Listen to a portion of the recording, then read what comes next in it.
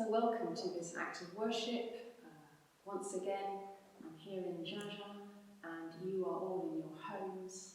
And we give thanks for God's Spirit that's at work in all of us as we worship the living God wherever we are this afternoon and this morning. The theme of today, the fifth Sunday of Lent, is Can These Dry Bones Live? We're looking at the passage in Ezekiel. And I hope you managed to print off this order with songs and with the readings. And the first song, My Song is Love Unknown, you might want to listen to that as we go into this act of worship. Our main reading is Ezekiel 37, 1 to 14. And I do encourage you to read that amazing vision of the prophet Ezekiel of the valley of dry bones, which captures our imagination. Can these bones live? From death to life, from despair to hope, finding our way back home. One comment: the most effective response to the chaos in our lives is the creation of new forms of literature, music, poetry, art and cinema, says Werner Herzog, a German director. I think that ties in rather well with this fantastical vision that we're looking at today. In the face of the disruption of COVID-19, I'd like us to look into the Valley of Dry Bones and discover how this ancient text explodes with meaning for us today. It's a story in 3 parts, 3 distinct pictures. So let's take each one of those in turn. The first picture is the well-known scene in the Valley of Dry Bones, which reminds me of the film of The Raiders of the Lost Ark. Harrison Ford groping around in the dark over mounds of skeletons. You may have your own films that come to mind. Maybe it's also a reminder of the horrific scenes of mass graves coming to light after a genocide. And it's an image that's far too close to home for us all at the moment, as our local authorities construct makeshift mortuaries, such as the ice rink in Madrid. COVID-19 is forcing us all to wake up to our mortality and the fragility of life. And the Valley of Dry Bones graphically depicts loss of hope, which is how the people of Israel felt, captured and sent off to Babylon in exile. They said, our bones are dried up, our hope is lost, we're cut off completely. And through exile their lives had been completely disrupted. Everything was lost. Their homeland, their loved ones, their culture, their temple, their identity. COVID-19 is waking us up to the experience of millions of displaced peoples around the world today, giving us an inkling of what they have experienced and live with. And so we're finding ourselves wandering through our own valleys of dry bones at the moment in this COVID-19 crisis. This is our daily reality. Physically cut off from loved ones, we're living with anxiety and uncertainty, with a fear and sadness at the growing number of casualties, and also a sense of helplessness in the face of this pandemic. And often as Christians, we feel the urge to move on from the valleys of dry bones and the despair, to push our struggles under the surface and to pretend that we're all doing well, thank you very much. We're all in control and we're doing good. There is a time to stay with our anxieties and our frustrations, to face up to the valley of dry bones. Tanya Marlowe is a former lecturer in biblical theology, and she's no stranger to confinement, having suffered for the last 10 years with ME, which has kept her confined to home for most of the time. And I heard her last week speaking with compassion to all of us who are struggling with this isolation and feeling feeling cut off and restricted. She argues that it's healthy to be true about how we're feeling, to articulate our anxiety and the strangeness of our quarantines and physical distancing, and our concerns about where this is all going and the impact that it might have on our livelihoods and futures. And there are some of us who are feeling guilty that we've got it so good, that we have our private homes and space and access to good health services, while others among us are desperately worried about the more vulnerable nations and communities around the world, for whom this pandemic could have far more devastating consequences of sickness and loss. So what do we do with all this turmoil of emotions? We're encouraged to bring it all to God.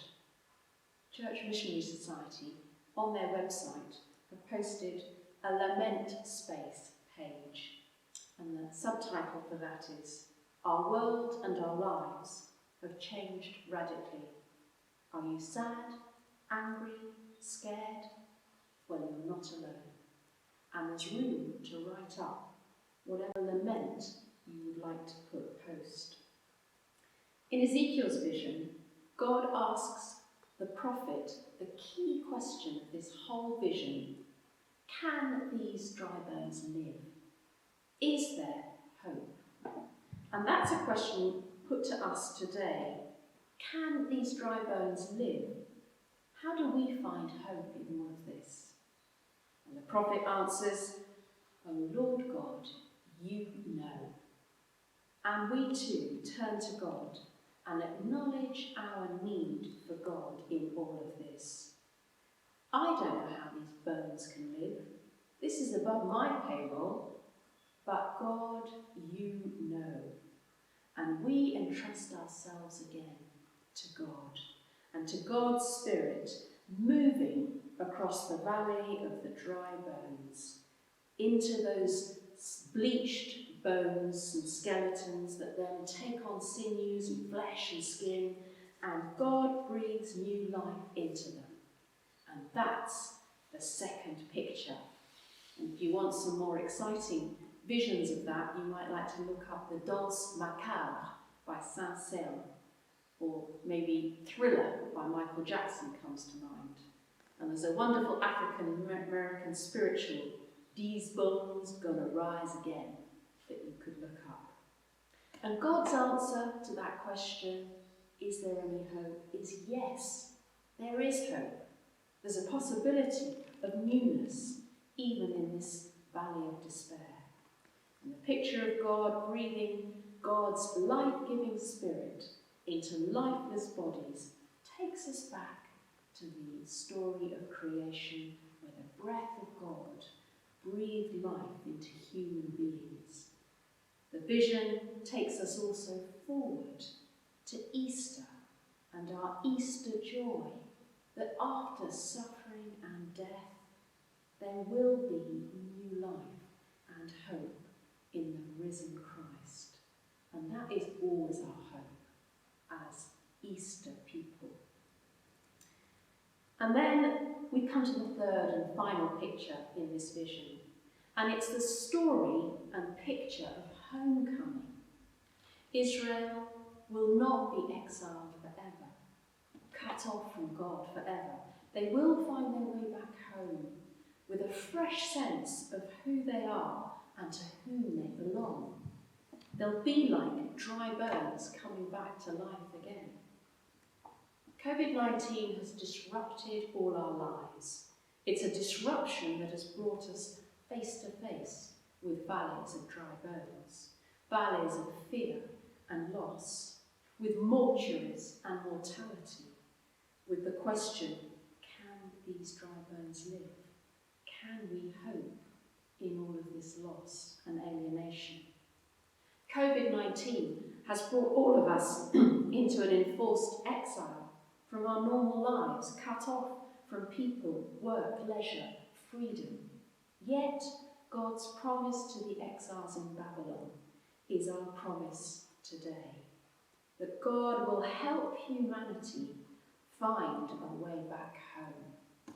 Like the lost son in the gospel story of the prodigal, we are needing to find our way in this global pandemic back to the loving heart of God.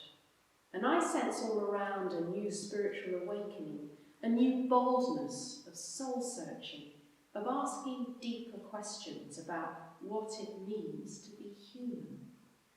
And for that we need to imagine a new tomorrow, a new way of being, to tune in with our life-giving God who made us out of love, for love. And we've all heard many voices helping us imagine a new way of being. And I think Bill Gates' voice is one of the most compelling that I've come across in this last week, helping us to imagine new life from the valley of dry bones that's emerging not only from COVID-19, but from the sickness of our planet even before this virus disrupted everything.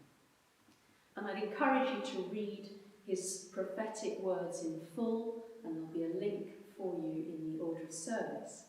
But as a sample, which I think helps us to find our way home, I'm going to just quote a few lines from this letter, this open letter that he's written.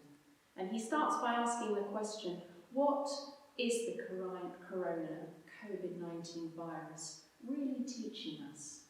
Maybe the question under that is, can these dry bones live? COVID-19 is reminding us that we're all equal. And you can ask Boris Johnson if you need a reminder of that. It's reminding us that we're all connected. It's reminding us of how precious our health is, and that if we don't look after our health, we will, of course, get sick. It's reminding us of the shortness of life and of what is most important for us to do, which is to help each other, especially those who are old or sick. Our purpose, he says wryly, is not to buy toilet roll. It's reminding us of how important our family and home life is. It's reminding us to keep our egos in check. It's reminding us that the power of free will is in our hands. We can choose to cooperate and help each other, to share, to give, to help and support each other, or we can choose to be selfish and hoard and look after number one. Indeed, it is difficulties that will bring out our true colours. It's reminding us that our earth is sick, and we are sick because our home is sick. Whereas many, he concludes, see COVID-19 as a great disaster, I prefer to see it as a great corrector. COVID-19 reminds us of the important lessons that we seem to have forgotten, and it's up to us if we will learn them or not. It's up to us as Christians whether we will turn to God in all of this and say, can these dry bones live? You, O Lord, know. And bring all of this to God in prayer. So let's end with this prayer. Loving God, help us to find our way through this pandemic and its consequences with you, with your Spirit within us, bringing hope and wisdom and courage and compassion. Breathe new possibilities, fresh imagination into all our lives, and lead us back home to you, to live in tune with creation, in tune with our fellow human beings, in tune with you, our loving Creator and Redeemer. Amen. And just as we come later on to the close of our worship, I'm going to encourage you to say with me the prayer that's a bit like receiving communion that we can't do in person at the moment. If you go to the page 8 of our order of service, giving of communion, I'll read this prayer. My Jesus, I believe that you are present in the most holy sacrament. I love you above all things, and I desire to receive you into my soul. Since I cannot at this moment receive you sacramentally, come at least spiritually into my heart. I embrace you as if you were already here, and unite myself wholly to you. Never permit me to be separated from you. Amen. And a prayer of blessing for us as we go on with our lives. Christ crucified, draw you to himself, to find in him a sure ground for faith, a firm support for hope, and the assurance of sins forgiven. And the blessing of God Almighty, the Father, the Son, and the Holy Spirit be with each one of you and all whom you love this day and always.